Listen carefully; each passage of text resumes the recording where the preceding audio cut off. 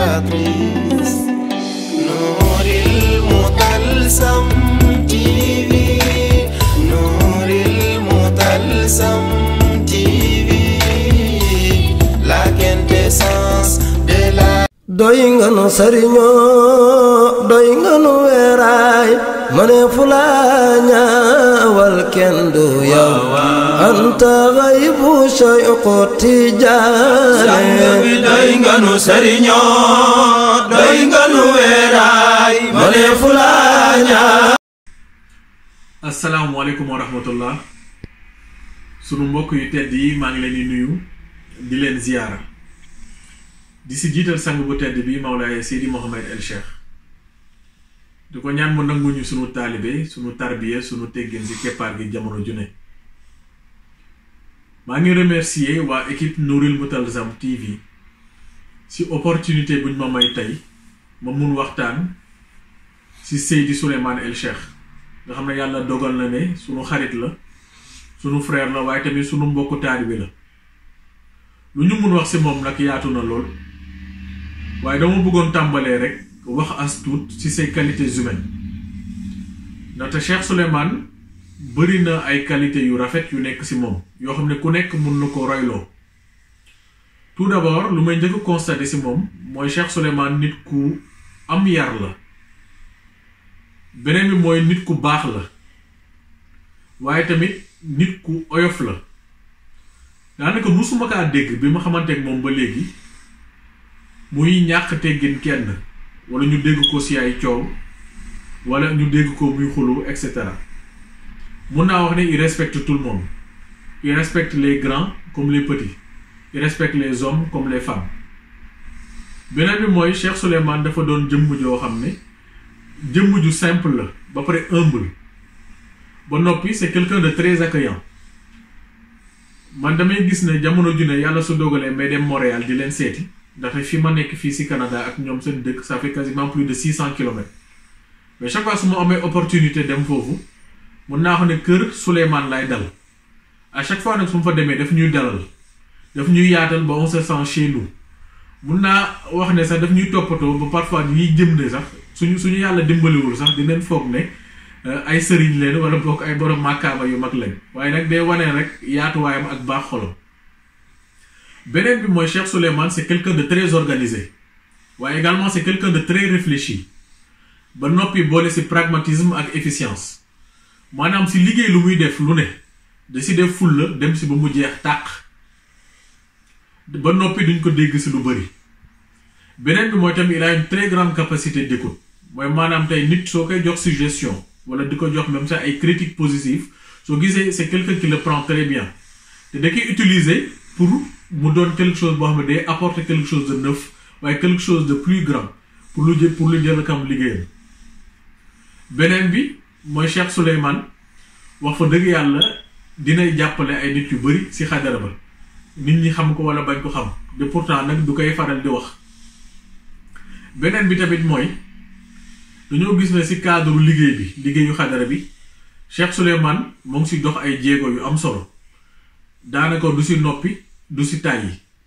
fii nii ci Canada mun naa wax ne c'est lui le président de la Daïratul Iman du Canada lépp luy coordination ak supervision Daïratul Iman Canada moom moo koy organiser moom avec l'équipe qui a derrière waaye ñu gis ne du ci sonn du ci tàyyi. ce n'est pas pour rien sunu sang bu tedd bi tuddee ko l'infatigable ndaxte effectivement c'est quelqu'un qui a une volonté de béton mais maanaam matin midi soir Cheikh Souleymane moo ngi noyyi que pour sang bi moo ngi noyyi que pour la mission. de mun naa wax ne tamit c'est un homme de terrain nu mu munee manipuler ordinateur di ci def ay merveilles noonu la munee tamit nekk ci liggéey ba nga naan kii moom xanaa lii rek la mun. ma joxe ci exemple bu ndaw am na benn année ñuy organiser fii nii ci Canada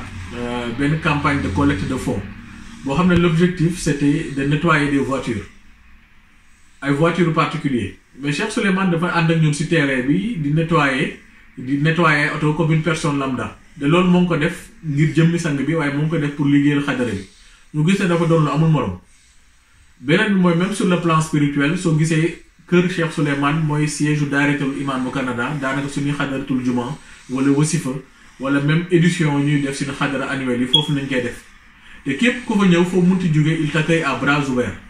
mu doon ko amul morom. beneen bi mooy tamit am na ñu bëri ñoo xam ne ñoo ngi si xadara bi que mu doon au Canada wala que mu doon au Sénégal ñoo xam ne ñoo ngi xamanteeg sang bi wala ñoo ngi adhéré si biir xadara daayratul iman grâce à Cheikh Souleymane. Et pourtant doo gis du ko ndamoo du loo xam ne tamit da koy bàkkoo waaye lépp da ngay gis ne mu ngi koy def ngir jëmmi Mawlaay Seydi Mouhamed El Cheikh. fan yee passé si ginnaaw sang bi mu ngi doon jàngale ne am na ay mbokk yoo xam ne ñoom dañuy mokk si jaamu yàlla wala ñii nga xam ne dañuy mokk si zikr wala ñii nga xam ne dañuy mokk si lumière waaye Cheikh Souleymane mun naa wax ne moom dafa mokk si gëm sang bu tedd bi waaye dafa mokk si mission wu Imaamul Mahdi ndax da si dem ba jeex fekk naa ko à plusieurs reprises mu toog bàyyi xaaji guddi di liggéey si xadara bi matin bi mu jugaat enchaîné di liggéey parfois sax ma ñëw tooñ ko ne ko yow war nga ma jox sa secret comme ça ma jéem a mel ni yow pour wax engagement ak détermination bu mu am si mission bi xanaa di ko ñaanal jamono ju ne rek yàlla na ko yàlla taxawu si zaahir ak si baatin si barke sunu sang bi Mawlaay Seydi Mouhamed Cheikh asalaamaaleykum wa rahmatullah. doy nga nu sëriñoo doy nga nu weeraay. lan la Mawlaay Seydi Mouhamed El Cheikh di représenté si suñu dund loolu nekk na question bu neex a tontu parce que dafa nekk loo xam ne dañ koy mën a seede parce que dafa feeñ mais aussi du yomb parce que bëri na donc dañuy jéem a résumer indi la maximum dañuy commencer rek avant ma koy xam comme ça ñu mën a gis différence bi avant et après donc avant ma koy xam man aw ma woon kilifa en fait mosuma woon am kilifa suñ ko waxee mooy kilifa boo xamante ne da nga jébal si moom pour mu jëmale la si yàlla donc mu yombal sa accès si yàlla voilà donc man dama doon wër kilifa bu mel noonu waaw parce que dama nekkoon di yàgg gëstu si yenn livre de spiritualité ba yëg ni foog nga am kilifa donc loolu laa gëm ni tant que awma kilifa en fait ndekete man duma mën a yegg si yàlla waaw donc instant boobu mën nañu wax ni da ngay tiit sax parce que da ngay ne soo génnee àdduna nii te amoo kilifa boo xam ne soo demee yowmal qiyaam wala monde xayb moom du la mën a garanti waaw parce que soo demee barzak soo amul garantie tu risques plein de choses donc ñu nekkoon en 2015 si recherche bu nga xamante ne c'était active dañ doon ut nitu yàlla boo xamante ne mun na nekk suñu kilifa te benn critère rek nañ tegoon mooy critère bi lan la foog mu am accès si monde rêve foog mu xam lu xew asamaan waaw accès bi mënoon na doon loo xamante ni yonent bi da koy feeñu si shahada ak yu mel noonu yàlla dogal nag ñuy ut ba fin 2016 ñu tombé si benn vidéo bi nga xamante ne si chaîne Cheikh Alioune Dieye Seydi Mouhamed El Cheikh di fa waxtaan mais bu ñu déggee premier waxtaan bu ñu dégg si moom si lañ ko gëm waaw parce que loolu sax peut-être ñenn ñi dañuy laaj plus de preuves mais lu ma arrivé woon jour boobu xam naa mooy benn philosophe lu mu waxoon rek mooy le cœur a ses raisons et que la raison ignore donc mënoon naa waat ni kii nitu yàlla la waaw mënoon naa waat ni kii am na accès bu yomb sax ci monde rêve mais mënuma ko woon expliquer parce que à partir ci benn vidéo wala quelques vidéos yi nga seetaan nga mën a waat ci loolu waaw dafay fekk ni moom am na lu mu def sa ruux wala sa ruux sax moo ko yëg wala sa xol daal yëg ko ba nga xamante ni lu xàqul yàqin la ci yow donc depuis buñ ko xamee ñu def ay démarches pour def le tour ba gis ko buñ ko gisee engagé wu ci xadaram ci mission waaw depuis lors nag ñu gis changement yu bëri changement yi mooy par exemple di nga gis ni distraction day bëri ci àdduna bi waaw Iblis peut-être moom mu ngi teg ay pièges am pour nit ñi nga xamante ne dañu gëm tout le temps ñuy tomber ci pièges yooyu soit di weddi yàlla wala di def ay péché yoo xamante ne du neex yàlla moom mu jël la Seydi Mouhamed El Cheikh mu jël la teg la ci benn ligne de conduite boo xamante ne jour bi da ngay am programme boo xam ne lépp yàlla la suba si yaa ngi say wasifa yaa ngi ci laazim su dee da ngay liggéey nga dem liggéey soo ñëwee laazim ak wasifa mu ngi lay xaaraat am ay zikr tarbiya yu mu la jox am ay mission yu mu la jox yoo xam ne day dellu ci mission axiru zaman de telle sorte que yow doo am temps booy perdre si ay distraction wala si ay futilité loolu mu dimbali la ko defal la ko comme ligne de conduite si sa àdduna beneen bi mooy mu tàggat la parce que da ngay yëg ni ndekete même su dee yow bu nga nekk missionnaire universel wala missionnaire boo xam day ànd ak missionnaire universel ndekete foog missionnaire bi si boppam mu defar la préparer la dimbali la ba nga xam déjà lan mooy mission mais aussi nga am qualité yi nga xamante ni moom ngay mën a ànd ak moom qualité yoo xam day dellu si volonté détermination mu def si yow xam-xam def si yow leer de telle sorte que yow di nga am benn dalum xol boo xamante ni doo ko mën a sax expliquer parce que tey nii ñuy ànd ak Seydi Mouhamed El Cheikh ñëpp soo leen ne àdduna suba lay tukki ñoom seen yoon du si nekk dinañ continuer di def seen occupation sans pour autant que ñu inquiet donc loolu da ngay gis ni moom mot na kilifa sans compter par exemple nu muy faciliter gis yi ngay gis baatin li ngay gisee mu lay continuer di jàngal mais aussi mu faciliter nga am accès si Mawlaay Cheikh am accès si Seydi Ahmed sallallahu alayhi wa sallam donc mën nañu gis ni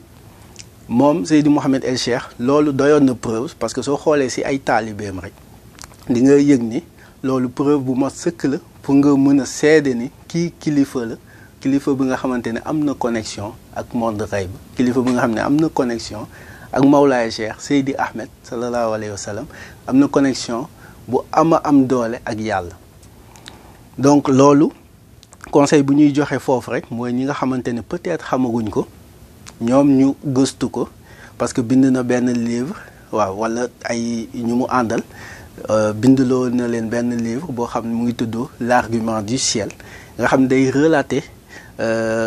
lu muy def ci mission moom lu mu représenté de telle sorte que ki nga xamante ne moom day ut kilifa wala day rechercher lan mooy yoon bi nga xam ne mën na ko emprunter pour jëm ci yàlla mën na découvrir livre boobu parce que ça l'engage à rien aussi balaa maanaam ñi nga xamante ne dañuy weddi ñoom tamit ça leur coûte rien ñu dem gëstu ko bu pare parce que balaa ngay weddi waaw da ngay xam li ngay weddi lan la déjà parce que moom déjà facilité na ñi nga xamante ne bëgg nañ ko xam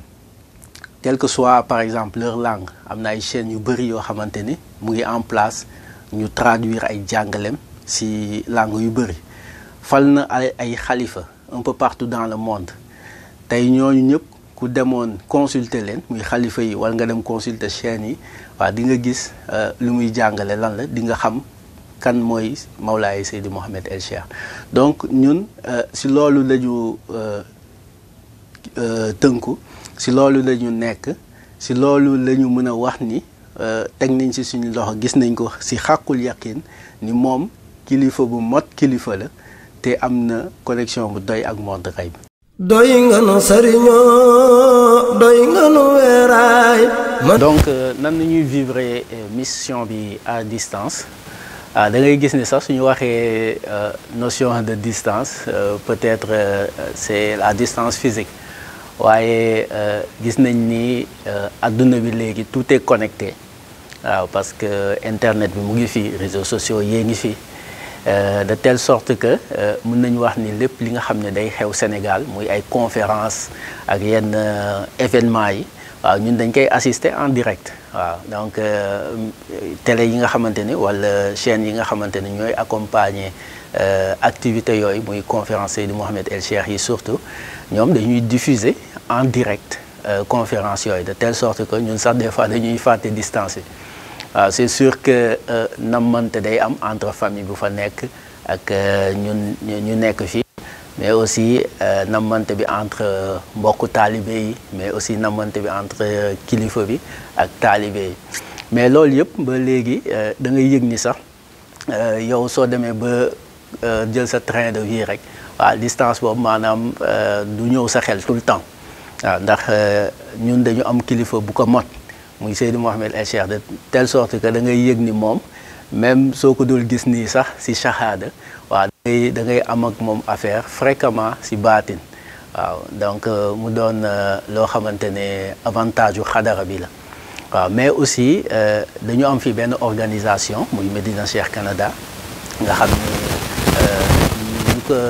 yeneen organisation yi defee si daayratul iman ku nekk am ay branchement foofu Sénégal nekk si say activité ñun tam noonu nañ nekkee fii si suñuy activité nga xam ne day dellu si xadara bi waaw des fois sax da ngay gis dañuy am ay projet yoo xam ne dañ koy liggéey ak organisation yu nekk Sénégal comme ni ma ko waxee au départ internet bi tax na ba lépp yomb na waaw lépp yomb na li nga mënoon peut-être soo nekkee Sénégal def ko comme liggéey soo ñëwee fii mun nga ko continuer di def waaw à travers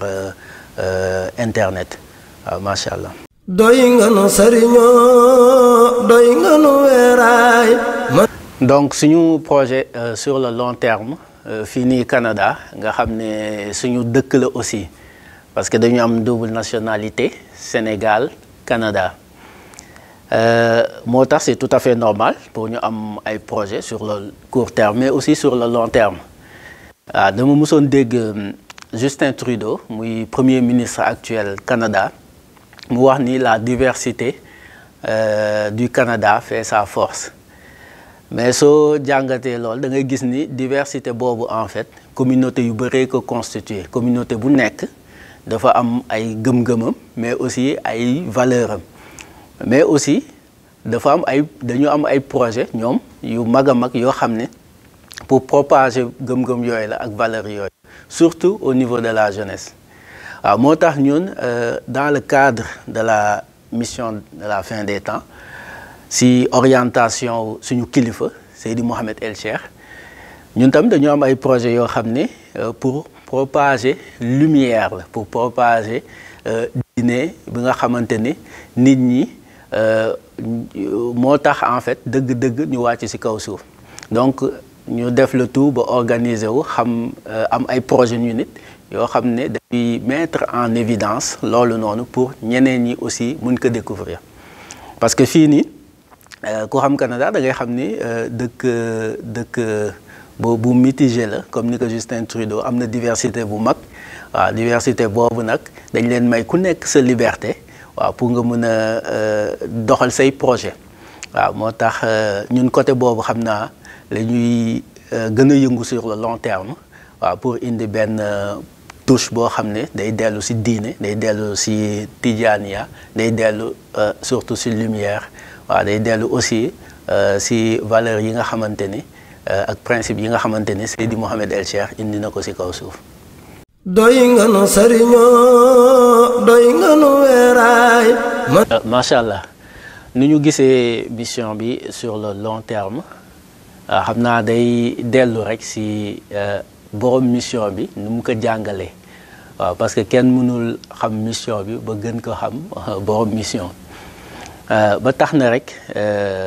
Mawlaay Seydi Mouhamed El Cheikh bu mu ñëwee ne indi na mission ci kaw suuf da ko définir dafay indi ay preuve am tamit nga xam ne ñu ko topp ñëpp ñuy ànd ak moom ñoom am nañu preuve yu leer naññ ni moom lu mu wax rek xamal ni loolu day am donc lu mu wax sur le long terme ci biir mission bi mooy déjà dimbali na ñi nga xamante ni ñu ngi interroger wu ci mission boobu mu wax leen ni début bi 2022 la fin bi 2075 la indi na tamit ay objectifs yoo xamante ne moom la fixé wu ci mission boobu mooy par exemple lal malaan ci lieu saint de l'islam muy masjid al haram bu nekk Makka muy masjid al nabawi mooy jàkk yonent bi mu nekk Médine mais aussi masjid al aqsa bu nekk Jérusalem mais aussi lal malaan fépp ci àdduna bi nga xam ne aux quatre coins du monde di nga dégg riiru salaatul fatiha loolu muy tekki ni dafa ñëw pour répandre lumière ci àdduna bi pour fay lëndëm donc su demee ba mission am sori nga xam ni ñu bëri ay millions voire même des milliards de personnes fekk ñëw nañu gëm ko ànd ak moom day am kuy génn muy ku ñuy tuddee dajjal mooy le faux messie moom su ñëwee day jéem a yàq loolu waaw mu wax ñu ni Isa ibnu Maryam alayhi salaam dina wàcc pour anéantir ko te loolu yëpp en fait mu définir mooy si wàllum objectif am si wàllum mission bi ñan ñooy ennemis yi nga xam ne ñoo koy jéem a yàq loolu yëpp luy am la te dañu gëm ni noonu lay nekkee sur le long terme donc loolu mooy suñu gis-gis sur le long terme si mission bi incha allah. doy nga nu sëriñoo doy nga nu weeraay. message bu ñuy jeexalee xam naa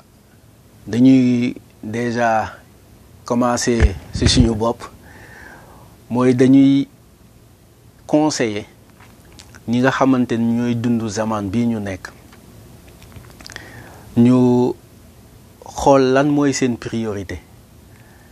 te seen priorité xam naa du mun a génn ci jaamu yàlla ci principe yi nga xamante ni yàlla moom la tëral suñu boroom dimbali nañu wax ñu ban yoon nañu mën a jaar pour am satisfaction am donc ut kilifa boo xamante ni mat na kilifa mu mun la guider pour nga dem ci yàlla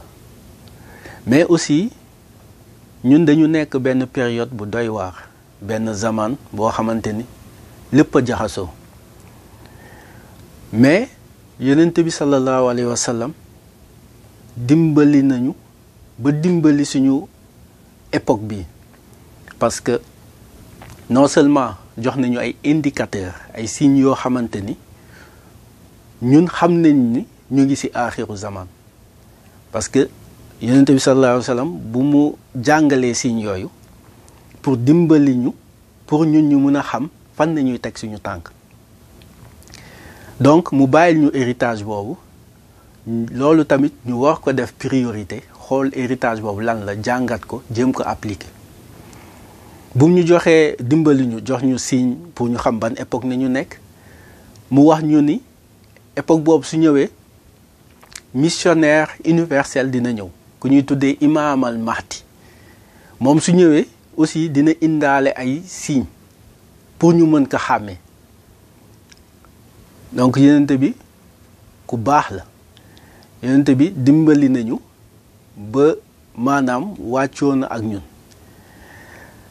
donc mu wax ñu signes yi décriral ñu signes yi ba def description bi nga xamante ni c'est physique muy cicatrice bi nga xamante ni Imam al Mahdi da koy indaale ci jëmmam nga xam ne day nekk ci joue bi un peu en haut ci joue gauche bi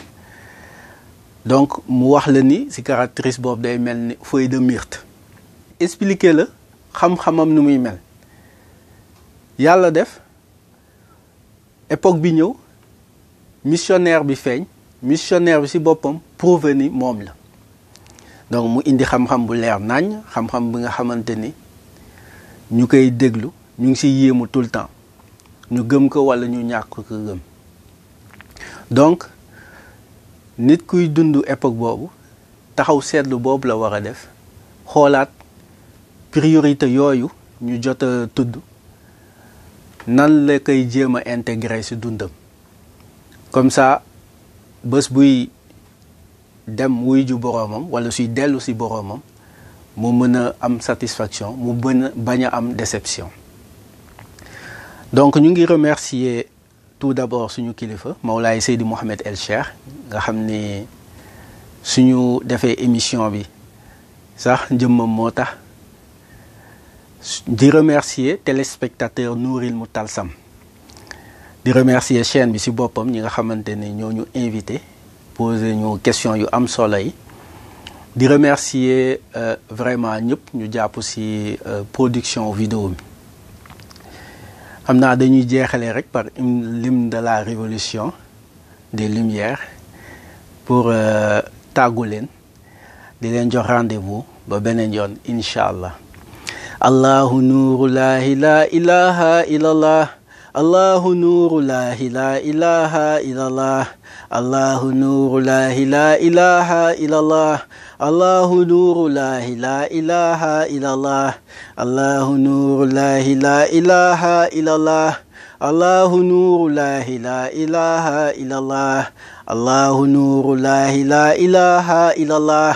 الله نور الله لا إله إلا الله الله نور الله لا إله إلا الله الله نور الله لا إله إلا الله الله نور الله لا إله إلا الله الله نور الله لا إله إلا الله. السلام عليكم. الله نور الله لا إله إلا الله